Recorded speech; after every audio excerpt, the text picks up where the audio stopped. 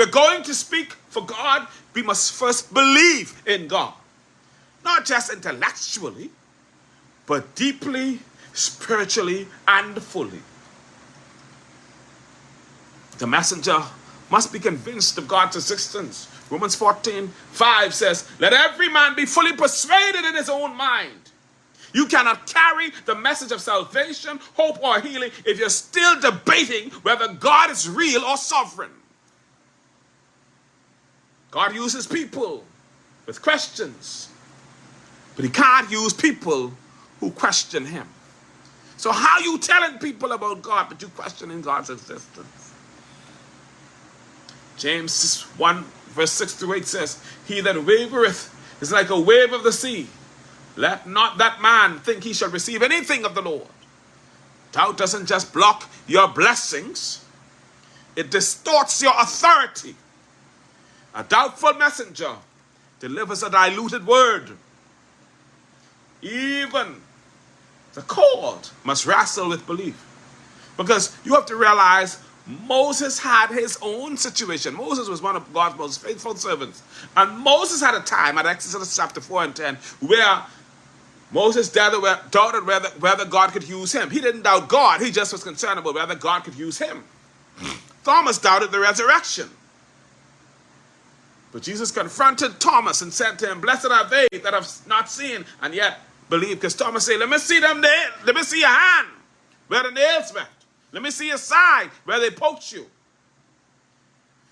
The difference with us wrestling in our beliefs is this. Let's look at Thomas and Moses. They didn't remain in doubt.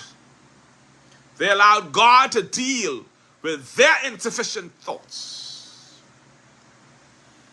When you believe in God, you have to understand that faith is the foundation of the message. The gospel requires belief, not just in God's existence, but in his character, power, promise, and plan. Mark 11:22 says, have faith. And if you don't believe God is able, how can you tell others that God is able? How can you stand for God? How can you stand for a God you don't fully believe? You can't carry divine truth with a doubtful tongue. You must be convinced in order to be convincing. And I'm here to tell you that I know sometimes because of the burdens on you, you might start to secretly doubt God or secretly doubt whether God is looking out for you. But I need you, now more than ever, to ask God to remove the doubt. Sometimes we get a little stressed about situations. Sometimes we feel like God is not moving because we can't see it. Sometimes we feel like we wondering about whether heaven really exists, like this person who's trying to come at me in this dream. Sometimes we get a little stressed out.